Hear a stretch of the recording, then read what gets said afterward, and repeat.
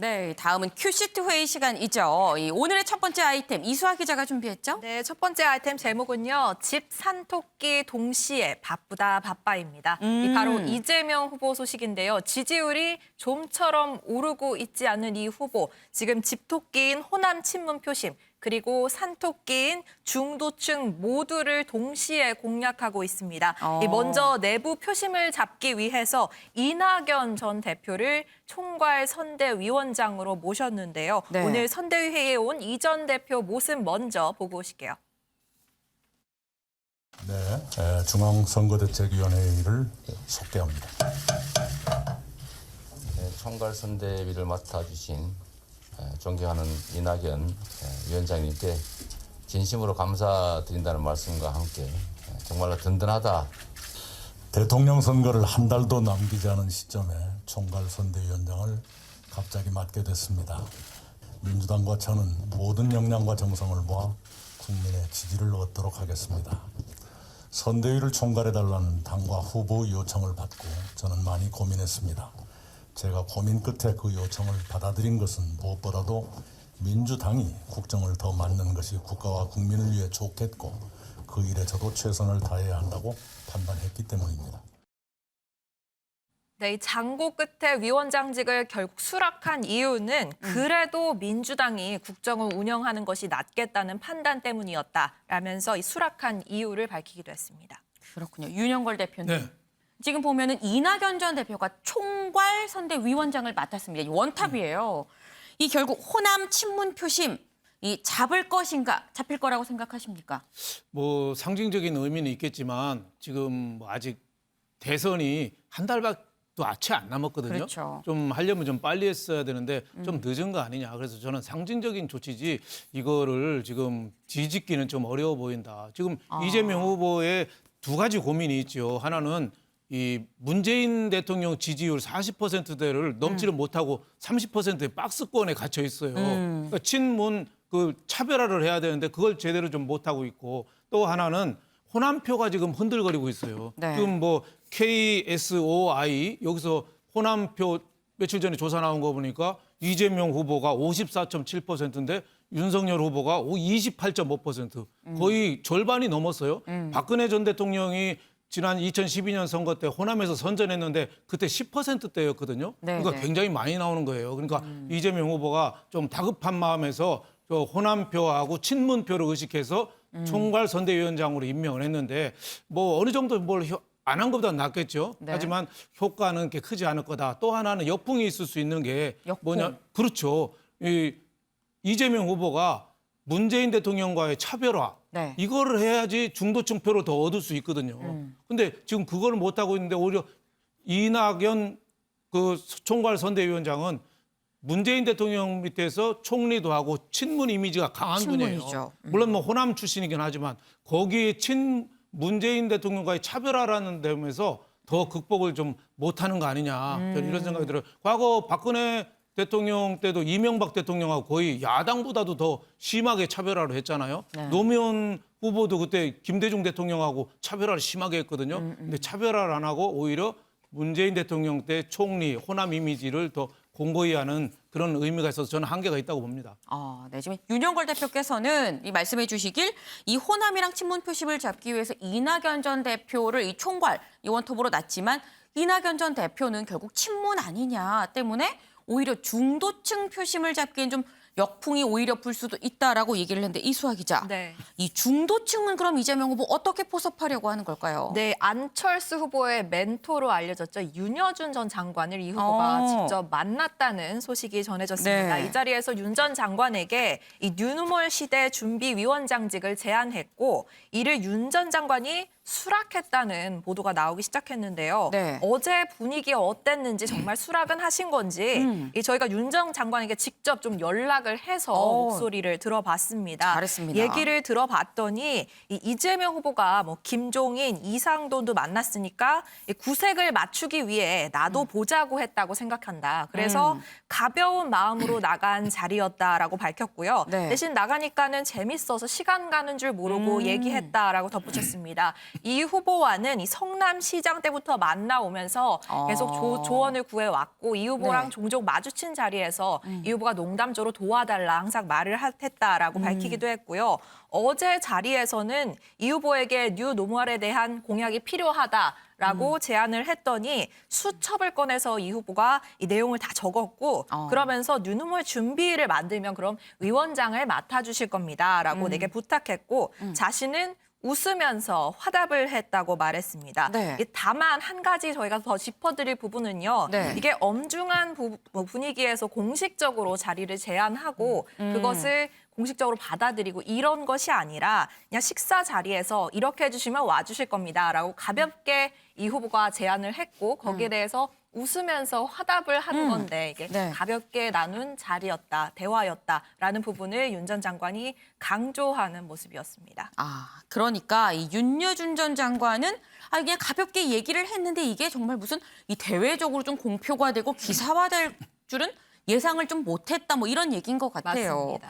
근데 뭐 그렇다고 뭐 아니다 나 그런 말 안 했다 부인한 건 분명히 아닌데 뭐 어쨌거나 이 윤여준 전 장관이 사실 주목이 되는 부분이 뭐 안철수 후보의 멘토이기도 했었지만 윤석열 후보랑의 또 인연이 있잖아요. 네, 같은 파평 윤씨 종친 사이로 이미 알려졌고요. 그쵸. 또 윤 전 장관은 전에 윤 후보를 지지하는 듯한 발언을 몇 번 한 적이 있습니다. 당선 확률이 가장 높은 대선 주자다 뭐 이런 취지로 얘기한 게 있는데요. 윤 전 장관의 과거 발언도 듣고 오시죠. 그 윤석열 총장님이 저보다 연세는 한 20년 좀 아래예요. 아래고. 60대 예. 초반이니까. 그렇죠. 근데 학년은 저보다 하나 높아요. 학년은 높고. 저한테 아저씨 뻘이거든요. 말하자면. 예. 예. 그러니까 제가 말을 함부로 하기가 참 어려운데 예. 문재인 대통령이 뭐 추미애 법무장관이든 조국 장관이든 통해서 배란간 검찰총장을 막 대통령 후보감을 만들어버렸어요. 그런데 또 검찰총장은 한동안 침묵을 지키고 있다가 막 헌법 정신과 법치주의를 강조한단 말이죠. 예. 메시지가 괜찮잖아요. 그럼 자연히 국민들의 신망을 좀 모은 거죠. 제가 보기에는 윤석열 총장 개인에 대한 적극적인 지지라고 보면 탄탄한 지지인데 예. 이게 상대적 지지라고 한다면 반동으로. 네, 갈 데가 마땅치 않아서 온 거라고 한다면 예. 이게 확 빠질 수도 있는 거거든요. 그래서 오늘 윤 전 장관에게 전화를 하면서 좀 네. 여쭤봤습니다. 네. 평소에 윤 전 총장과 윤 후보와 뭐 접촉이 있었습니까? 이렇게 여쭤봤더니 사실 일면식도 없는 사이라는 답을 받았는데요. 하지만 오늘도 윤 전 장관은 큰 테두리, 큰 추이에서 보자면은 네. 윤 후보의 우세 국면이 좀 굳어지기 시작한 게 아니냐라는 하는 느낌이 든다라고 말하기도 했습니다. 근데 그러면 글쎄요. 저만 잘 이해가 안 되는 걸까요? 지금 보면 윤석열 후보 우세 국면이다라고 얘기하면서도 이재명 후보가 당선이 되면 이제 위원장을 맡겠다라고 얘기를 한 건데 그럼 당선 가능성을 좀 떠나서 당선은 윤석열 후보가 될 것 같은데 나는 이재명 후보를 지지한다 뭐 이런 얘기인 거예요? 헷갈리실 수도 있을 것 같은데요. 네. 일단 이 후보 주변의 말을 빌리면 어제 만남 자리는 네. 일단 윤 전 장관 영입을 위한 자리가 맞다. 주변 얘기가? 예, 주변 네. 얘기는 일단 그런 소식이 들렸습니다. 하지만 정작 윤 전 장관은 이 후보가 아까 말씀드린 것처럼 성남시장 시절부터 계속해서 만남을 주선해 왔고 조언을 구해 왔기 때문에 그래서 이번에도 그런 의견을 묻는 자리인가 보다라고 가볍게 식사 자리로 우선 이 후보를 만났다는 의견이고요. 네. 이 선거 일선에 나서는 것에 대해서는 현실 정치를 더 이상 뛸 생각이 없다라고 밝히기도 했습니다. 그러니까 민주당의 영입 의사와는 관계없이 본인은 선거에는 좀 적극적으로 참여할 의사가 없다라는 부분을 분명히 했습니다. 네.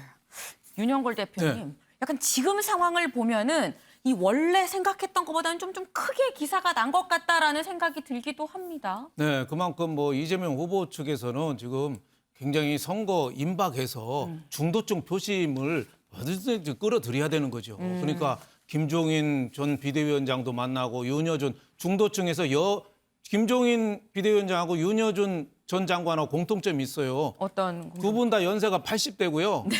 여야를 막론하고 넘나들어요. 그리고 가는 사람 잡지 않고 오는 사람 막지 않고 누구든지 전화하면 잘 받고 잘 만나줘요. 그러니까 그 윤여준 그 전 장관이 이재명 후보 측의 요청에 응했다고 봐야죠. 근데 그 윤여준 전 장관이 오늘 언론 인터뷰에서 분명히 했어요. 민주당하고 합당은 안 한다, 합류를 안 한다.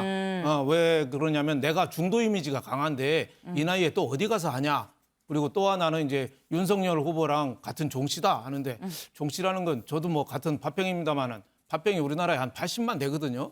근데 그게 무슨 큰 의미가 있겠어요. 물론 뭐 지역이 논산이죠. 윤여준 전 네. 장관의 고향이 논산이고 네. 윤석열 후보는 서울에서 났지만 아버지 고향이 충남 논산에 그 종갓집들 네, 네. 많이 있어요. 거기가 집성촌이에요. 그러니까 하는데 이거 갖고 무슨 큰 정치적인 의미가 있는 건 아닌데 제가 보기에는 이재명 후보 측에서 서둘러서 뉴 노멀 시대 준비위를 합류를 얘기하고 하는 거는 그 중도층에 대한 포석 또 하나는 지금 김혜경 여사, 이재명 후보 부인 김혜경 여사에 대해서 자꾸 의혹이 나오고 있잖아요. 아들 논란도 자꾸 나오고 하니까 이런 그 영입 이런 걸로 자꾸 좀 덮으려는 그런 의도도 좀 있지 않느냐 좀 이렇게 생각하고 정치적인 의미는 좀 크지 않다 이렇게 저는 생각합니다. 네, 이 파평 윤씨인 윤영걸 대표께서 얘기하기를 뭐 정치적 의미 크지 않다라고 지금 말씀을 해주셨는데 지금 보니까 이재명 후보는 어쨌거나 이낙연 전 대표를 지금 총괄로 내세우고 뭐 윤여준 전 장관도 만나고 굉장히 뭐 집토끼 산토끼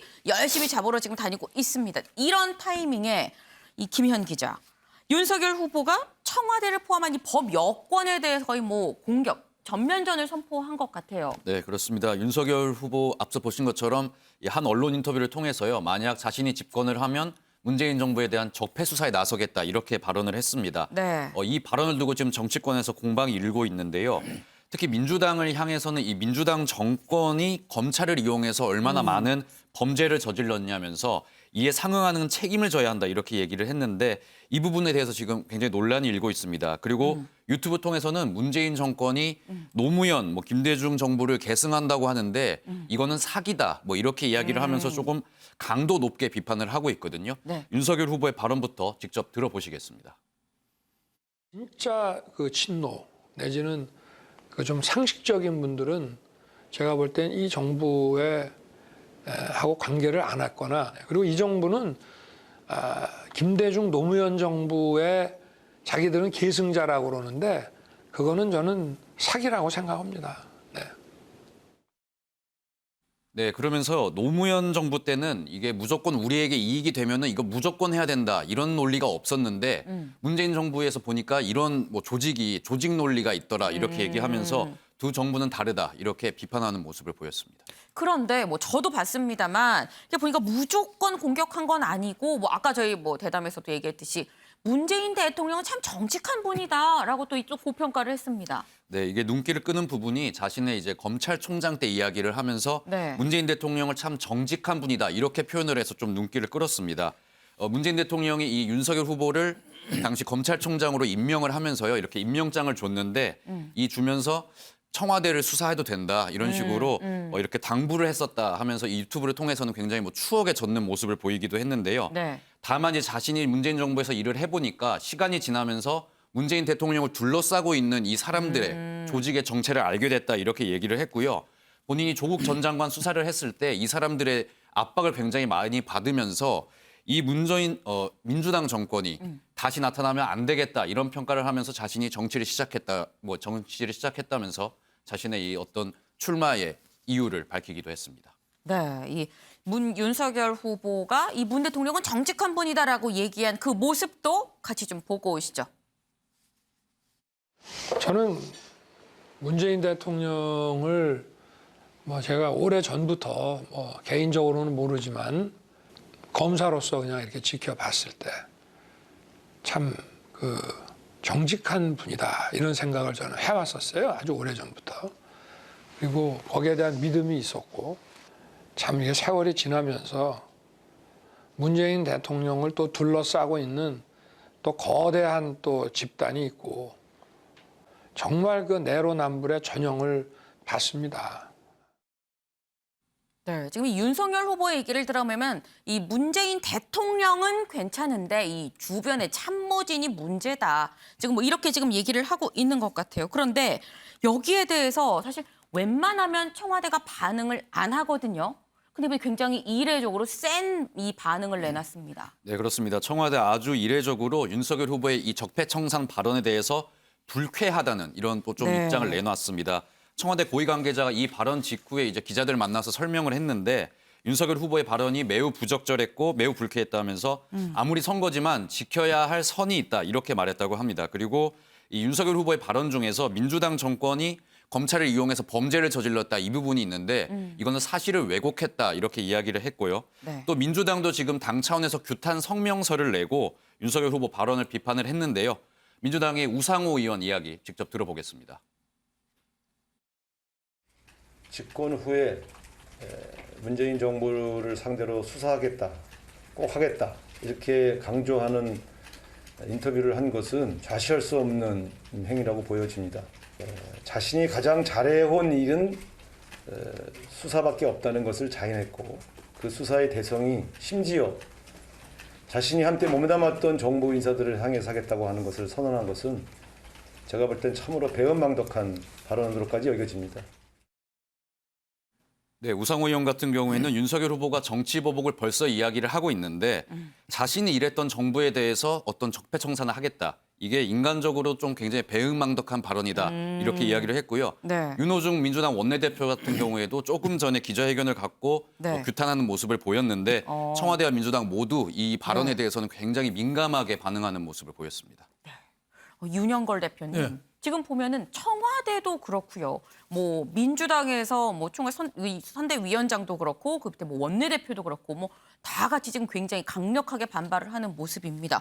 이 윤 후보 발언 선을 넘었다라고 좀 보는 것 같아요. 네, 뭐 청와대나 민주당에서는 뭐 상당히 좀 불쾌할 수가 있겠죠. 그 민주당 정권이 검찰을 이용해서 많은 범죄를 저질렀다 뭐 이렇게까지 얘기했잖아요. 그리고 또 김대중 노무현 정부의 계승자라고 하는데 문재인 정부는 계승자가 아니라 그건 사기다.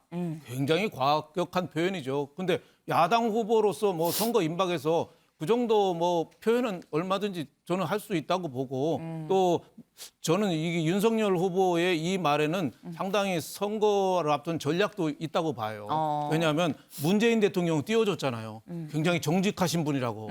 그러면서 그 둘레에 있는 청와대 권력자나 민주당 이런 쪽은 굉장히 비판을 많이 했거든요. 그러니까 그 이유는 지금 문재인 대통령 지지율이 40%가 넘는데 이재명 후보가 그 지지율을 다 못 껴안고 있거든요. 그렇죠. 그러니까 친문 이쪽에 대해서 친문은 이재명 후보에 대해서 좀 불신하는 분위기가 어느 정도는 있는 건 사실이에요. 얼마 전에 왜 민주당 공식 유튜브 델리민주에 그 노무현 대통령 AI 인공지능으로 한번 나온 적이 있었는데 친노 쪽에서 굉장히 반발을 크게 했거든요. 그러니까 윤석열 후보로서는 문재인 대통령은 정직하신 분이고 이렇게 좀 띄우는 반면에 민주당이나 청와대 참모들은 세게 비난하면서 내가 정치에 뛰어든 이유 정권 교체를 위해서 나왔다. 하지만은 문재인 대통령 지지율이 이재명 후보한테 다 안 가는 부분 그 부분은 내 틈새 시장으로 나한테 좀 올 수도 있다. 뭐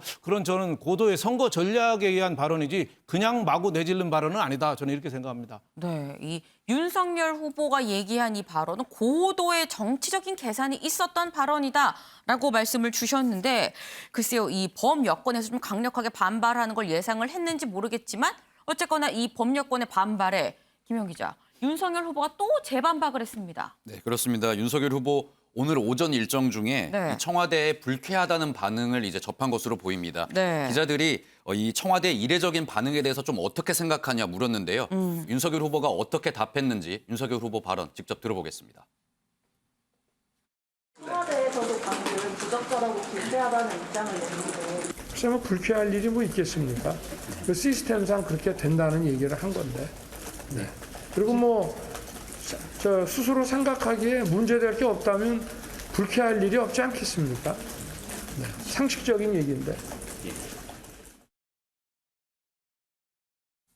네, 윤석열 후보, 문재인 정부가 스스로 뭐 문제가 없다면은 이 수사를 해도 뭐 문제될 게 있느냐, 뭐 이렇게 이야기를 했습니다. 네. 그리고 새 정부가 들어오면 전 정권에 대해서 잘못한 게 있으면은 수사를 하는 게 이게 사법부의 시스템인데 이건 뭐 상식적인 이야기인데 여기에 대해서 불쾌하고 왜 불쾌하다는 건지 이해가 되지 않는다, 모르겠다 이렇게 오히려 반문하는 모습을 보이면서요. 이 청와대와 민주당의 반응을 조금 이제 깎아내리는 그런 모습 보였습니다. 네, 나는 원칙과 상식에 의해서 말을 한 거다라면 좀 당당하게 약간 맞대응으로 나서는 모습인데, 그런데 이런 윤석열 후보한테 글쎄요, 공수처가 뭐 날개를 달아준 것 같아요.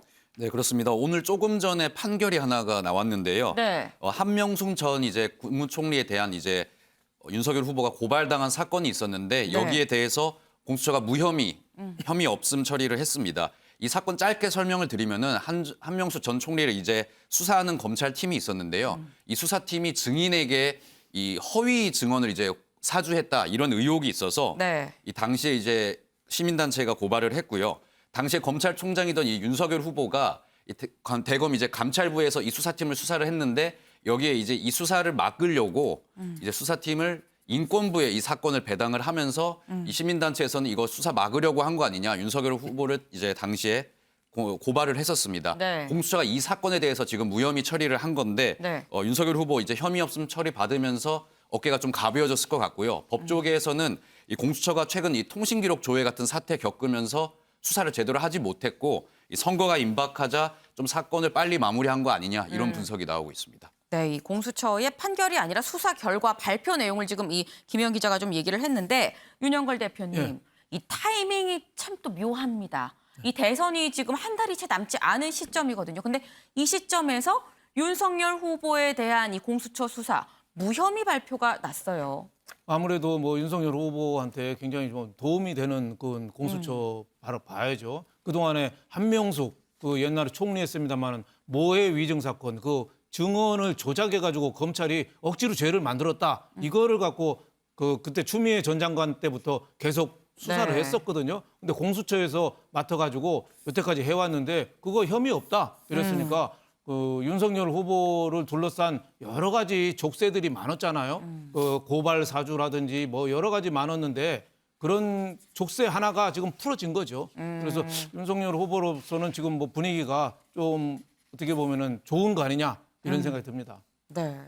어쨌거나 이 윤석열 후보 이제 대선이 27일 앞으로 다가왔는데 정말 전면전 좀 이 판이 좀 크게 벌어지는 그런 모습입니다.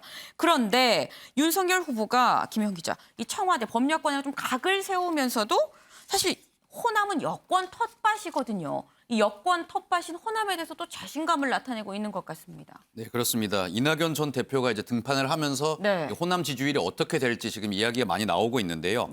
하지만 국민의힘 이준석 대표 같은 경우에는 이 호남 득표율을 좀 상향하겠다 이렇게 굉장히 큰 자신감을 좀 드러냈습니다. 사실 이 보수 진영 대선 후보가 호남에서 10%만 정도만 받아도 성공했다 뭐 이런 이야기가 있는데 이준석 대표 20% 받겠다 이렇게 이야기를 했었는데 이 목표를 25%로 상향하겠다고 굉장한 자신감을 드러냈습니다. 이준석 대표의 이야기 직접 들어보겠습니다. 예, 이번 대통령 선거에서 우리 윤석열 후보가 꼭 20% 이상 득표해서 호남에서 저희가 많은 지지받아서 이제 지역 구도가 깨졌으면 좋겠습니다. 오늘 이렇게 무등산 서석대까지 와서 등정하고 이틀 뒤에는 또 다도해 섬들을 제가 돌면서 우리 호남 주민들께 저희의 진정성을 알리고 공약도 알려드리겠습니다. 네, 이준석 대표가 이 지난 1일에 20% 목표를 얘기를 했었던 모습 보셨는데 여기에 더해서 이제 25%로 올리겠다라고 얘기를 했는데, 근데 뭐 사실 뭐 국민의힘에서는 뭐 호남 분위기 좋다라고 말할 수 있는데 이거를 뭐 있는 그대로 뭐 믿을 수 있느냐도 관건이에요. 네, 국민의힘은 뭐 믿는 구석에 조금 있는 것 같습니다.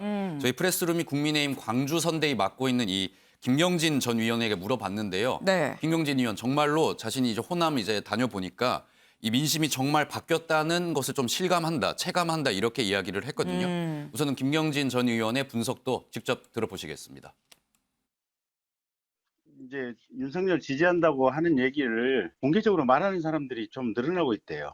호남 지역에서. 그전에는 윤석열 지지를 뭐 생각하고 있어도 마음속으로만 생각하지 그렇게 쉽게 밖으로 꺼내지를 못했대요. 근데 이제는 밖으로 나 윤석열 지지한다 이렇게 얘기하는 사람들이 차츰 늘어나고 있는 상황이라고 그러더라고요. 내일 광주 전남의 목사님 주요 역할을 맡고 있는 목사님이 실제로 현장에 한 30분 정도 서울로 올라오셔서 아마 초통관에서 윤석열 지지 선언을 하실 텐데 거기 서명한 목사님이 광주 전남에서 한 300분 되신대요. 이재명 후보, 김혜경 여사 이 문제 터지면서 호남도 아마 임계치가 넘어간 것 같아요. 네, 국민의힘의 유일한 호남 지역구 의원인 이제 이용호 의원 같은 경우에도요. 이번 대선에서는 이제 윤석열 후보가 20% 이상을 이제 호남에서 득표를 할 수 있을 것 같다.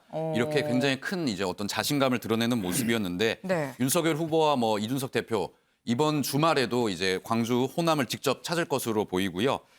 이준석 대표 같은 경우는 그 이후에 이제 대구로 이동할 예정인데 윤석열 후보 같은 경우에는 이 홍준표 의원과의 원래 홍카콜라 그 유튜브 촬영 일정까지 미루면서요. 광주를 방문해서 호남 지역 방문해서 또 호남 민심의 어떤 구애를 보일 것 같습니다. 네, 지금 보면은 이 국민의힘은 이 호남 민심, 호남 지지율에 대해서 굉장히 좀 자신을 하고 있는데 여기에 대해서 어쨌거나 이재명 후보, 이낙연 전 대표 카드를 꺼냈습니다. 이 앞으로 27일밖에 남지 않은 대선, 이 바닥 민심이 어떻게 흘러갈지도 좀 주시해야 될 것 같습니다.